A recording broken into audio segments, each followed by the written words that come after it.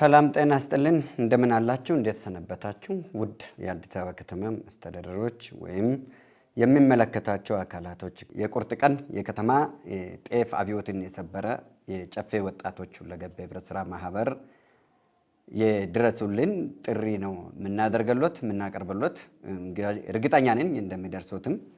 እባካችሁን ይህ ቪዲዮ የደረሳቸው ሁሉ በአፋጣኝ ኮፒ ሊንክ ሼር ላይክ በማድረግ በአፋጣኝ በውስጥ የምታቁትም ለክብርት ከንቲባችን ጥሪ ያድርሱልን እንዲሁም ይመለከተኛል የምትሉትም ሁሉም ልትደግፉን የሚመለከታቸው እንድትደርሱልን እንፈልጋለን ከባድ ተግዳሮት ነው እየደረሰብን ያለ ምክንያቱም ጨፌ ወጣቶች ሁለገብ ህብረት ስራ ማህበር እንደሚታወቀው በዘርፈ ብዙ ልማቶች ላይ ከመንግስት ጎን እየተሰለፈ ያለና እንዲሁም የከተማ መስተዳደርን እየደገፈ እየረዳ አብሮ እየተሰለፈ ያለ ነው በሁለንተናዊ እየተሰለፈን ያለን ማህበር ነን እንዲሁም በከተማችን ውስጥ ያሉትን ወጣቶችን ከኑሮ ውድነት ከስራ አጥነት እያላቀቅን ያለና 15400 በላይ ወጣቶችን አቅፈን በመደበኝነት ደግሞ በሰራተኝነት ደሞዝ እየከፈልናቸው ከ204 ሰራተኛ በላይ ቀጥረን እየሄድንበት ያለን ማህበር ነን ማህበራችን እንግዲህ ያው አዋጅ 985 2009ን ምክንያት በማድረግ የተደራጀ ማህበር ቢሆንም በዚህ ሰዓት አሁን ላይ ካለንበት አንፃር እጅግ በጣም በጀሞ አንድ በንፋስ ስልክ ላፍቶ ክፍለ ከተማ ወረዳ 11 ጀሞ አንድ ላይ የሰጡን ወፍጮ ቤትን ገንብተን እየሰራን ያለንበት እንዲሁም ደግሞ በገበያ ማዕከሉ ላይም ያለንበትና እርሶም ከዚህ በፊት መጥቶ መርቆልናል እንዲሁም ወፍጮ ቤቱን በገንባትን ብቻ ሳይሆን መውጫ መግባትን ተከትለንም ስንቸገርም በር አለን እንዲሁም እንግዲህ ማህበራችን መውጫ መግባ ብቻም ሳይሆን ከጎን ያለውን ባዶ ቦታን እጅግ በጣም ከወራሪ ኃይል ጋር እየተፋለምን ከይገወጥ ወራሪ ጋር ተፋልመናል አስጥለን እጅግ በጣም ለዘመናት ለ3 አመት እና 4 አመት ያቆየነው መሬት በአሁኑ ሰዓት ላይ ክብር ጠቅላይ ሚኒስትራችን ዶክተር አብይ ምግብ ዋስትና የምግብ እህሎችን ማከማቻ እንዲኖር እንዲቆይ ብሎ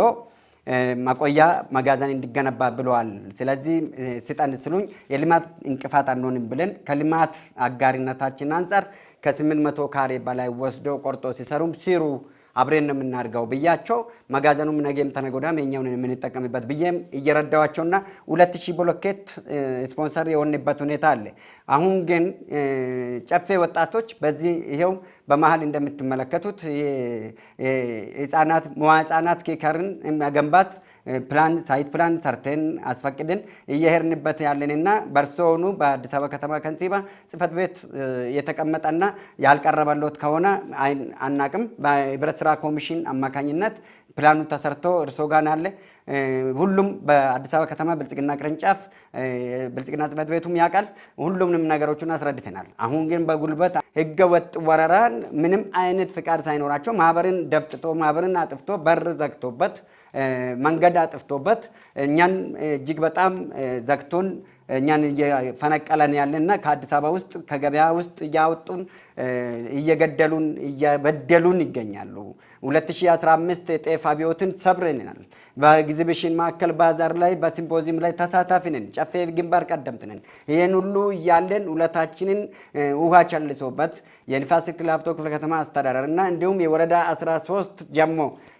ጀሞ ወረዳ 13 ዋና ስራ አስፈጻሚ እጅግ በጣም በቀልና ልዩ ተልኮ ያለበት እስኪመስል ድረስ እያደረገብን ያለ ጮቆና ግፊት መግፋትና መበደሉ እጅግ በጣም ወጣቱን የሚያስቆጣ ነው